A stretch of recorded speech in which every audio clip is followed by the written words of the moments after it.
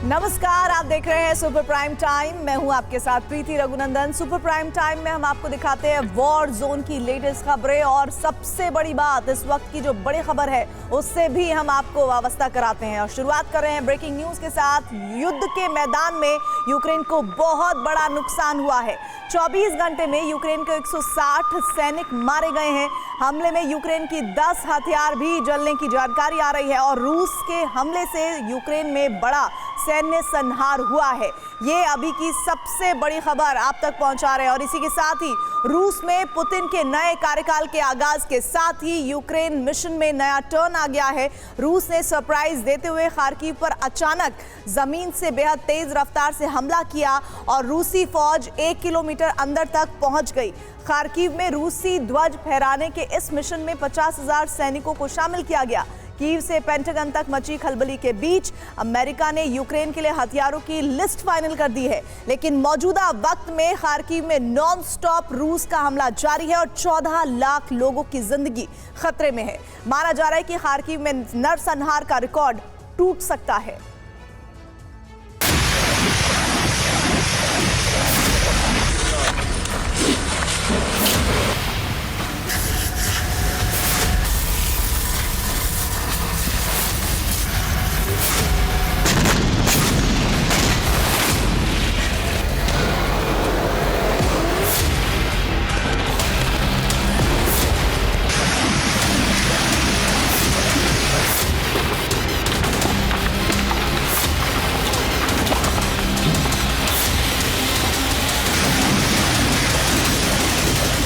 दो 2022 में जहां मिली नाकामी, 5वें कार्यकाल में पुतिन ने वही कब्जे की ठानी।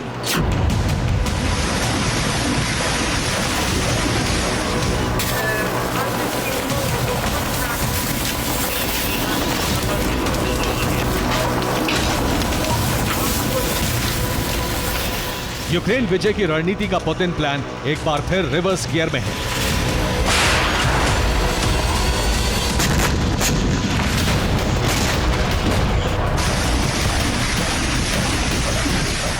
लेकिन इस बार 2 साल पहले के सबक और दुश्मन के पलटवार के अनुभव ने रूस के प्लान को चट्टान सा कठोर बना दिया है।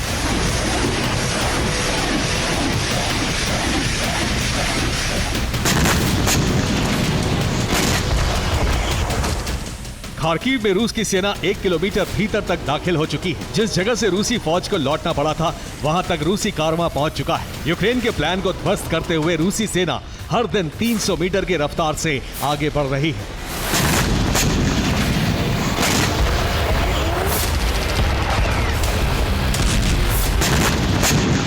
पुतिन का खार्किव प्लान इस बार बिल्कुल अलग है। खार्किव के करीब सूमी पर ताबड़तोड़ हमले की शुरुआत की गई थी।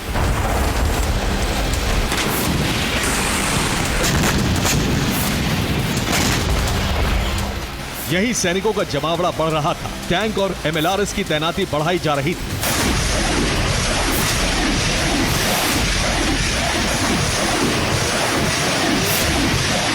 लेकिन अचानक रूसी फौज सूमी से खार्किव की तरफ डायवर्ट कर दी गई। तमाम टैंक और MLRS भी खार्किव की तरफ मोड़ दिए गए। हवाई हमलों का सामना कर रहे खार्किव पर अचानक जमीन से ताबड़तोड़ प्रहार शुरू हो गया।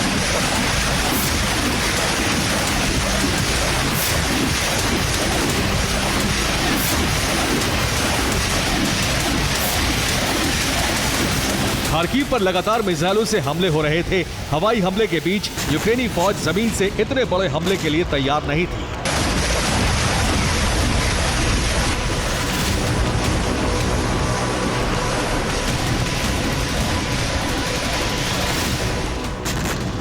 पुतिन के सरप्राइज प्लान का फायदा हुआ कि खार्किव में रूस की सेना बहुत तेजी से 1 किलोमीटर तक भीतर आ गई और एक बफर जोन बनाने में कामयाब रही।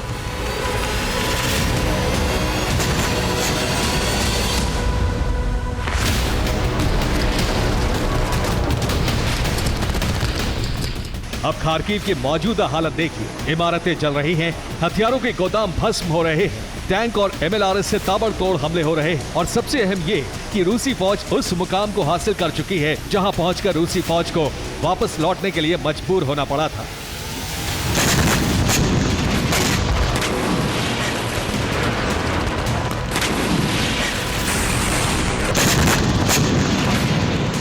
हथियारों की भारी कमी के बीच खार्किव का फ्रंट खुलने से ज़ेलेंस्की की मुश्किलें और बढ़ गई हैं। न पलटवार करने की ताकत है और न हवाई हमलों को रोकने के लिए एयर डिफेंस।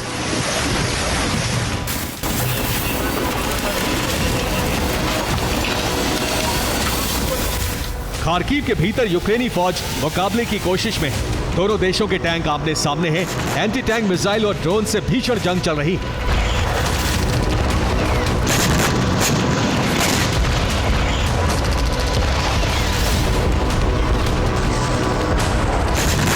लेकिन रूस की तैयारी के सामने यूक्रेन बेहद कमजोर साबित हो रहा है।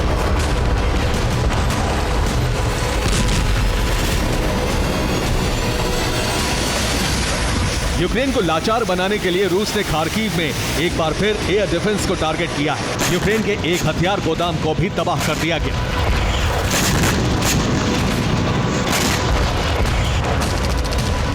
अब यूक्रेन के पास बैकअप फोर्स भेजने के अलावा कोई रास्ता नहीं है।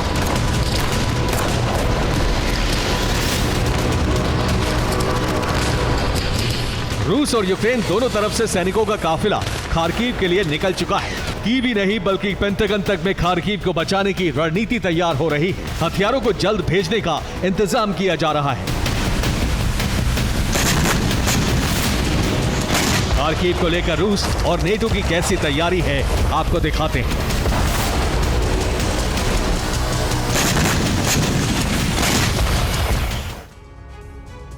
खार्किव पर रूस ने पूरी ताकत से हमला किया है। 50,000 से ज्यादा सैनिकों को इस मिशन में लगाया गया है। खार्किव में विध्वंस के लिए 400 टैंक का काफिला मुस्तैद है। 930 बख्तरबंद वाहनों को खार्किव की लड़ाई में शामिल किया गया है। 120 MLRS से दिन रात खार्किव पर बारूद बरसाया जा रहा है। खार्किव में शुक्रवार को भयंकर बमबारी की गई। रूस FAB गाइडेड बम का इस्तेमाल कर रहा है। खार्किव को लेकर रूस की रणनीति क्या है, इसका अंदाजा इसी बात से हो जाता है कि सिर्फ 1 घंटे में ही 20 बम बरसा दिए गए। खार्किव में बम से भारी तबाही हुई। बमबारी से कई जगहों पर आग लग गई। खार्किव पर हमले के बाद पेंटागन में खलबली मची हुई है। अमेरिका से यूक्रेन को ब्रेडली इन्फेंट्री वाहन की सप्लाई होगी। पेट्रियट एयर डिफेंस के लिए मिसाइल की नई खेप आएगी। रूसी फौज से मुकाबले के लिए स्ट्रिंगर मिसाइल दी जाएगी। 155 mm आर्टिलरी शेल भी जल्द यूक्रेन पहुंच जाएंगे। रूसी टैंकों के संहार के लिए जेवलिन एंटी टैंक मिसाइल भेजी जाएगी। खार्किव की जंग में अमेरिका 84 एंटी टैंक मिसाइलों की भी एंट्री करवाने वाला है।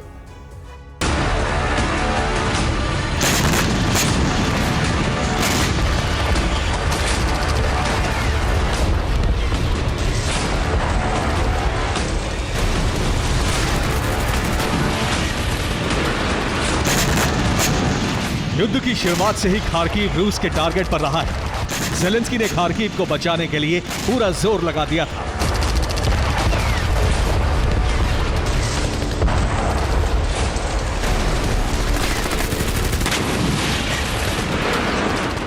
खार्किव रूसी सीमा से सिर्फ 40 किलोमीटर दूर है। खार्किव यूक्रेन का दूसरा सबसे बड़ा शहर है। खार्किव यूक्रेन की पहली राजधानी थी। खार्किव में रूस के समर्थकों की बड़ी तादाद है। खार्किव में कई मेडिकल कॉलेज होने के साथ ही यहाँ कई IT फर्म भी हैं। इसी वजह से यहाँ विदेशी लोगों की संख्या अधिक है।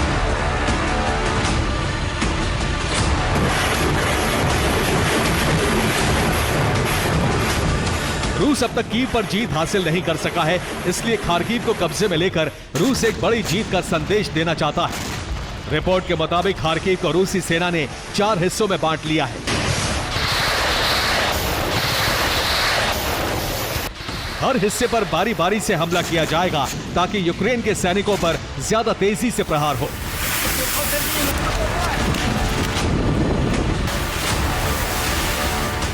रूस के रक्षा मंत्रालय के मुताबिक पिछले 7 दिनों में यूक्रेन के 3300 सैनिकों की मौत हो चुकी है। खार्किव में यूक्रेन के 1015 सैनिकों की मौत हो चुकी है। रूस अब तक यूक्रेन के 14 हमलों को नाकाम कर आगे बढ़ रहा है।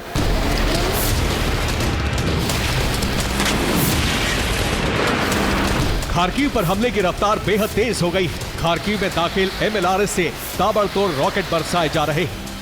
वॉर एक्सपर्ट्स के मुताबिक खार्किव को खाली कराने के लिए बेहद तेज रफ्तार गोलाबारी की जा रही है ताकि यूक्रेन अपने लोगों को जल्द से जल्द यहां से निकालने पर मजबूर हो जाए।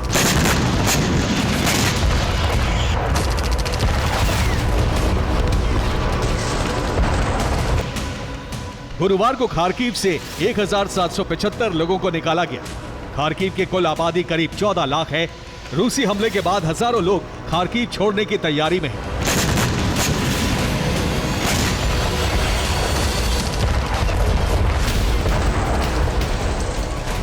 खार्किव पर हमले के बाद अमेरिका से हथियारों का जखीरा बहुत जल्द पहुंचने की उम्मीद है। लेकिन इससे भी बड़ा सवाल यह है कि क्या अब नेटो की सेना भी खार्किव को बचाने के मिशन में उतरेगी?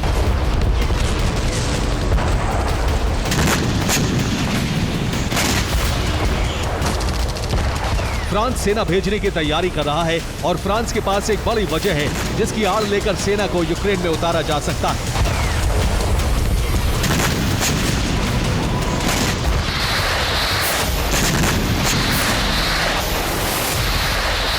फिलहाल यूक्रेन में एक और बड़े नरसंहार की आशंका है, क्योंकि रूस की सेना पिछले कई दिनों से रिहायशी इलाकों पर मिसाइल हमले कर रही है।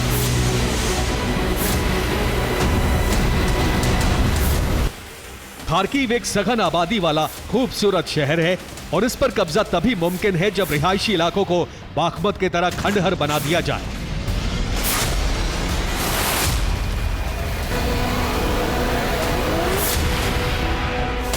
चौदह लाख लोगों को वॉर जोन से निकालना तभी मुमकिन हो सकता है जब रूस इसके लिए कॉरिडोर दे, लेकिन यह तभी मुमकिन है जब यूक्रेन मुकाबला छोड़कर रहम की मांग करे, और अभी ऐसा मुमकिन नहीं है।